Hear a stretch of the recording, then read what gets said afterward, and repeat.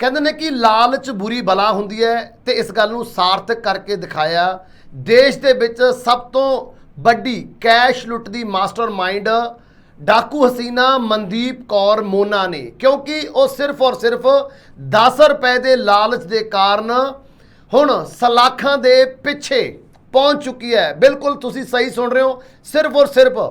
10 रुपए के कारण करोड़ों रुपए की देश के विच सब तो वड्डी कैश लुੱਟ करने वाली मास्टरमाइंड डाकू हसीना सिर्फ 10 रुपए के लालच के कारण पुलिस के हत्थे चढ़ी है। पूरी कहानी तुहानूं दस्सण लग्गिया, क्योंकि पिछले दिनों के विच पुलिस के रडार के उपर यह डाकू हसीना चल रही सी, क्योंकि लुधियाना के विच एक प्राइवेट कंपनी CMS के विच तकरीबन 8.49 करोड़ रुपए की लुੱਟ नूं अंजाम देने तो बाद बरनाला की रहने वाली मनदीप कौर उर्फ मोना ਅਤੇ उसके 10 साथी पुलिस की रडार के उपर सी, जिन्हां दे विचों ज़्यादातर साथी पहलां पुलिस वालों गिरफ्तार किए गए सी। लेकिन जो इंटैलीजेंट नूं इनपुट्स मिलिया सी, लुधियाना पुलिस नूं इनपुट्स मिले सी, उस दे आधार के उपर यह क्यासराइयां लगाईयां गई सी कि डाकू हसीना भाव मनदीप कौर मोना उत्तराखंड दे विच है अते वो हेमकुंड साहब की यात्रा के उपर गई है। इस तरह दियां कुछ पुलिस नूं सूचनावां मिले से, काउंटर इंटैलीजेंट नूं सूचनावां मिले सी, जिस तो बाद एक ट्रैप काउंटर इंटैलीजेंस अते लुधियाना पुलिस वालों हेमकुंड साहब के रास्ते दे विच यात्रा के रास्ते दे विच लगाया गया, जिथे कि उन्हां दे वल्लों एक ट्रैप के दौरान फ्रूटियां नूं वंडण का सिलसिला शुरू कर दिता गया। सो यात्रियों के लिए एक फ्रूटियां का लंगर लगा दिता गया, क्योंकि उस एरिए दे विच यात्रा के दौरान लोगों की तादाद बहुत ज़्यादा हुंदी है अते पुलिस नूं इस गल का पुख्ता जानकारी मिल चुकी सी कि वो इस समय करोड़ों रुपए की लुੱਟ करने वाली मास्टरमाइंड मोना मनदीप कौर मोना डाकू हसीना ये यात्रा के उपर है। अते क्योंकि उत्थे बारिश का माहौल है, ठंड बहुत ज़्यादा, इस करके सारे ही यात्रुओं ने अपने फेस कवर किए हुए सी ते फेस नंगा कराउण दे लई पुलिस वालों एक चाल चली गई। डाकू हसीना के कदम तो 2 कदम अगे चलते हुए पुलिस के वलों सिविल ड्रैसिज के विच पुलिस अफसरां वलों उत्थे फ्रूटियां का लंगर लगा दिता, क्योंकि उन्होंने आस सी कि फ्रूटियां के लालच के विच डाकू हसीना ते उसका साथी शायद अपना फेस नंगा कर देण। सो इस तरह का ही होया जिस तरीके नाल पुलिस चाहुंदी सी। जदों यात्रा के दौरान ये फ्रूटियां दे लंगर के उपर ये दोनों पति पत्नी डाकू हसीना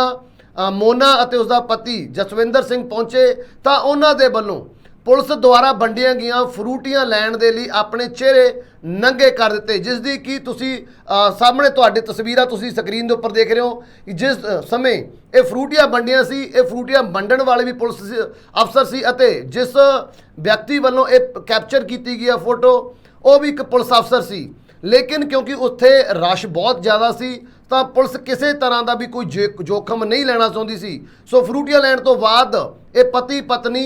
वापस अपनी यात्रा के उपर सी, वापस आ रहे सी। उस तो बाद पुलिस वालों इसका पिछा किया गया, इन्हों का पिछा किया गया अते एक जगह के उपर आके इन्हों गिरफ्तार कर लिया गया। सो सिर्फ 10 रुपए की फ्रूटी के चक्कर दे विच, एक 10 रुपए के चक्कर दे विच ओ पति पत्नी ओ ਜਿਹੜੇ ਲੁਟੇਰੇ ਸੀਗੇ ਜਿਨ੍ਹਾਂ ਵੱਲੋਂ देश ਦੇ ਵਿੱਚ सब तो ਵੱਡੀ कैश लुੱਟ की गई सी, अपने लालच के कारण वो फड़े गए ने। जेकर इन्हां दे रूट की गल करिए तो इस लुੱਟ नूं अंजाम देने तो बाद पहलां ये लुधियाना बस स्टैंड पहुंचे, जिथे एक गड्डी द्वारा इन्हां नूं बरनाले पहुँचाया गया। बरनाले तो ये संगरूर पहुंचे अते वो सीधा उस तो बाद हेमकुंड साहब के लिए पहुँच गए सी अते शायद उत्थे अपने कीते दी खिमा दे लई जां फिर अपनी सुखना दे लई, जिस तरह दीयां चर्चावां ने, जिस तरह दीयां सूत्रां तो सानूं खबरां मिले ने कि सुख सुखी हुई सी उसके संबंध दे विच अते अपनी भुल बख्शाउण दे लई श्री हेमकुंड साहब की यात्रा के उपर सी, जिथे कि हुण इन्हां दी गिरफ्तारी हुई है। जे अगले प्लान की गल करिए तो ये जोड़े ने क्योंकि पुलिस के वल्लों सख्ताई बहुत कर दी गई सी ते इन्हां साथियां नूं गिरफ्तार भी कर लिया गया सी। 6 लोगों की इन्हां तो पहलां गिरफ्तारी हो चुकी सी, इन्हां दे साथियां दी अते कुछ पैसे की वड्डी मात्रा दे विच कैश भी बरामद पुलिस वालों कर लिया गया सी। सो सूत्रां के हवाले तो जो सानूं जानकारी पुजी उस अनुसार इन्हां दा अगला प्लान ਨੇਪਾਲ ਦੇ ਵਿੱਚ ਜਾਣਾ ਸੀ, ਲੇਕਿਨ ਇਹ ਆਪਣੇ ਪਲਾਨ ਦੇ ਵਿੱਚ ਕਾਮਯਾਬ ਹੁੰਦੇ। ਉਸ ਤੋਂ ਪਹਿਲਾਂ ਹੀ ਫਰੂਟੀ ਟ੍ਰੈਪ ਦੇ ਵਿੱਚ 10 ਰੁਪਏ ਦੀ ਫਰੂਟੀ ਦੇ ਚੱਕਰ ਦੇ ਵਿੱਚ ਇਹ ਕਰੋੜਾਂ ਦੇ ਲੁਟੇਰੇ ਪੁਲਿਸ ਦੇ ਹੱਥੇ ਚੜੇ ਨੇ ਅਤੇ ਹੁਣ ਪੁਲਿਸ ਦੀਆਂ ਰਡਾਰ ਦੇ ਉੱਪਰ ਬਾਕੀ ਸਾਥੀ ਜੋ ਰਹਿੰਦੇ ਨੇ ਤਕਰੀਬਨ ਭਾਵੇਂ ਕਿ ਨੇ ਸਾਰੇ ਸਾਥੀ ਪੁਲਿਸ ਵੱਲੋਂ ਪਕੜ ਲਏ ਗਏ ਨੇ। ਮੇਨ ਕਰਤਾ ਧਰਤਾ ਮਾਸਟਰਮਾਈਂਡ ਡਾਕੂ ਹਸੀਨਾ ਮਨਦੀਪ ਕੌਰ ਮੋਨਾ ਹੁਣ ਪੁਲਿਸ ਦੇ ਰਡਾਰ ਤੋਂ ਸਿੱਧੀ ਗ੍ਰਿਫਤ ਦੇ ਵਿੱਚ ਆਈ ਹੈ। ਸੋ ਆਉਣ ਵਾਲੇ ਦਿਨਾਂ ਦੇ ਵਿੱਚ ਹੁਣ ਜੋ ਇੱਕ ਦੋ ਸਾਥੀ ਇਹਨਾਂ ਦੇ ਹਜੇ ਵਾਪਸ ਬਾਹਰ ਨੇ, ਪੁਲਿਸ ਦੀ ਗ੍ਰਿਫਤ ਤੋਂ ਬਾਹਰ ਨੇ, ਉਹਨਾਂ ਨੂੰ ਬੜੀ ਜਲਦੀ ਗ੍ਰਿਫਤਾਰ ਕਰ ਲਿਆ ਜਾਏਗਾ। ਲੇਕਿਨ ਅਹਿਮ ਖਬਰ ਸਿਰਫ ਔਰ ਸਿਰਫ 10 ਰੁਪਏ ਦੀ ਫਰੂਟੀ ਦੇ ਕਾਰਨ, 10 ਰੁਪਏ ਦੇ ਲਾਲਚ ਦੇ ਕਾਰਨ ਕਰੋੜਾਂ ਦੀ ਲੁੱਟ ਕਰਨ ਵਾਲੀ ਡਾਕੂ ਹਸੀਨਾ ਪੁਲਿਸ ਵੱਲੋਂ ਗ੍ਰਿਫਤਾਰ ਕੀਤੀ ਗਈ। ਨਵੀਆਂ ਤੇ ਤਾਜ਼ਾ ਅਪਡੇਟ ਦੇ ਲਈ ਬਣੇ ਰਹੋ ਰੋਜ਼ਾਨਾ ਲੋਕਨਾਥ ਟੀਵੀ ਦੇ ਨਾਲ।